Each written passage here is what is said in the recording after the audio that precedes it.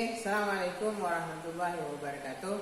Kesempatan kali ini saya akan menjelaskan masalah yang menyebabkan munculnya DTC TPS atau Throttle Position Sensor. Kalau di Suzuki kodenya P0122 dan P0123. Kalau di EMS berapa yang muncul? Kita coba buat trouble-nya. Oke, untuk membuat trouble di EMS onboard, yang harus kita lakukan adalah meng-off-kan. Ya. Di sini ada TPS sensor, kita off-kan supaya muncul DTC TPS.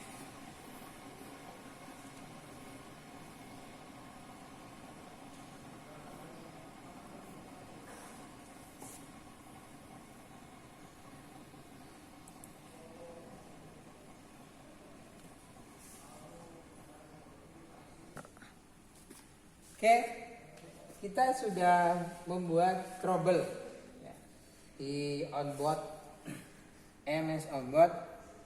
Terbaca di sini throttle sensor signal P0120, berbeda dengan yang ada di Suzuki.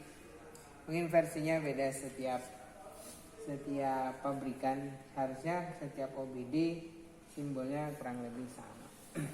Oke, jika terbaca demikian, apa yang harus kita lakukan? Yang pertama adalah memeriksa tegangan. Ya. Kita tahu bahwa TPS itu memiliki 3 terminal. Yang pertama adalah terminal E2 atau ground ya. Yang kedua adalah terminal output atau kalau di Toyota disebut dengan VTA. Kemudian PC, biasanya VCC itu adalah 5 volt. Kita cek. Untuk memeriksa tegangan supaya tidak 2 kali kerja, probe yang hitam kita taruh di E. Nah, taruh di E. Kemudian yang merah kita hubungkan dengan VTA misalnya. Tegangan di avometer 0, artinya tidak ada tegangan dari SCM atau tidak ada tegangan output. Yang kedua adalah VC.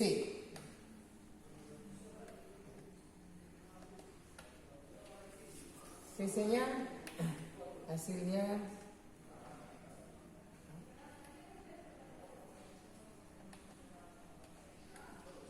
juga 0. VC-nya juga 0.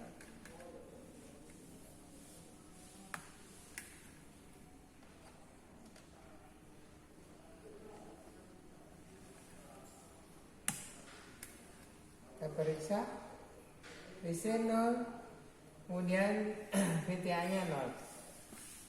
Artinya ada 2 kemungkinan yang terjadi. Ya. Ada 1 kemungkinan yang terjadi, kumparan ya atau SCM-nya. Kedua ya, dua kemungkinan kerusakannya. Apakah sirkuitnya yang bermasalah atau penghantarnya atau kabelnya yang bermasalah atau SCM-nya ya. Langkah selanjutnya adalah kita akan memeriksa kumparan pompa sirkuit ya. Untuk memeriksa sirkuit sama seperti tadi, E2 kita taruh di E2 dan kita periksa. Pastikan voltmeternya dibesar supaya gampang. Kita cek, kita periksa E2. Oke, E2-nya tidak bermasalah ya. Kemudian kita periksa VC ya. Kita periksa VC. Ini ada VC.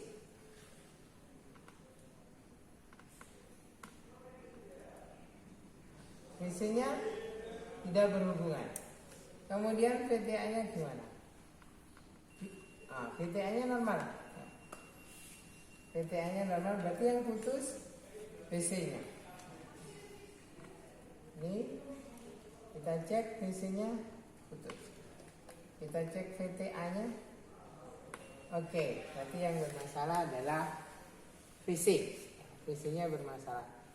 Nah, kita tahu bahwa tadi saya sudah memutus sirkuitnya dengan meng-off-kan saklar. Sekarang kita saklar coba kembalikan ke on.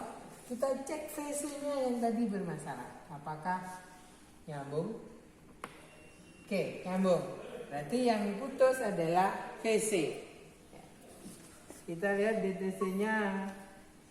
Oke, DTC-nya kita kembalikan ya. Oke, tekan enter. Karena tadi kita matikan. Kita lihat. Oke. Tadi lupa belum dinyalakan. Ya, kita lihat DTC-nya. Nah, sudah hilang ya. Karena sudah saya kembalikan. Oke, kalau sudah hilang, kita coba hapus, kita erase. Mungkin masih tersimpan di history. Yang terbaca adalah knock sensor. Ini knock sensornya yang masih bermasalah. Kemudian cara yang selanjutnya untuk memeriksa TPS-nya. Tadi kita sudah memeriksa tegangan ya. Artinya kita juga bisa lakukan itu sebagai dasar bahwa kumparannya bermasalah atau tidak. Kita sudah memeriksa kontinuitas sirkuitnya. Nah, ternyata memang VC-nya yang bermasalah. Langkah yang kedua adalah memeriksa. Kita akan memeriksa tahanan dari TPS. Kita cek, kita pakai kilo ohm. Kita pakai kilo ohm. 2 kilo ohm, kemudian kita coba tekan pedalnya. Atau kita langsung aja putar. Apakah ada perubahan? Kemudian kita coba ini. Nah, ada perubahan. Artinya bahwa TPS-nya tidak bermasalah. Jadi kalau kita ukur E2 dengan VC itu adalah kapasitas maksimal atau tahanan maksimal sebuah TPS. Jadi ujung ke ujung, karena TPS itu adalah variabel resistor ya. Jadi kalau sebuah variabel resistor itu punya 3 kaki, satu di tengah, satu di samping sini. Kemudian ini biasanya output, yang ini adalah sama dengan ini pasti berhubungannya. Kalau kita gambarnya juga ada di TPS. Jadi kalau ingin memeriksa TPS, kita hubungkan salah satu kakinya ya. Kita cek. Jadi kalau kakinya itu kita nggak tahu mana VC, mana E2, hubungkan aja. Kemudian kita gas. Ada perubahan enggak? Kalau tidak ada perubahan, berarti itu adalah dua kaki itu kemungkinannya adalah E2 dan VC. Kalau kita pindah, ya, kita pindah probe-nya di kaki lain, kemudian kita gerakkan. Nah, kemungkinan kaki itu adalah VTA dengan E2 atau VTA dengan PC. Artinya TPS-nya normal. Untuk memeriksa TPS juga perhatikan perlahan apakah ada nanti pada gerakan tertentu itu hasilnya nol. Karena kasus-kasus seperti itu sering terjadi di bengkel. Misalnya begitu kita gas, kita tekan pedal gasnya, itu ada nolnya, kosong. Sehingga begitu dia kosong, maka akan mengganggu penyemprotan bahan bakar, sehingga tenaga mesin tiba-tiba menurun. Kemudian ada lagi, kalau bahasa bengkelnya itu nyengat. Kita lihat, kita putar perlahan.